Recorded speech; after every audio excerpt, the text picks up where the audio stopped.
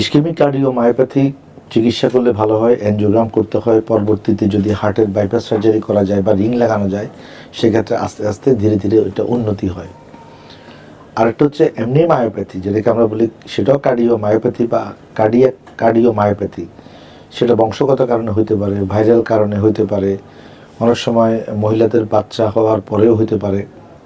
এর মানে হচ্ছে যে যদি ডেভেলপ করে তাহলে ক্লিনিক্যালি পেশেন্টের শ্বাসকষ্ট হয়, বুকে ব্যথা লাগে, বুকে চাপ লাগে, পেশেন্ট হাঁটতে পারে না, একটুখানি হাঁটলে হয়রান হয়ে যায়, ইভেন কি বাথরুমে গিয়ে বাথরুম করার পরেও পেশেন্ট এসে আধা ঘন্টা বিছনায় রেস্ট নেয়।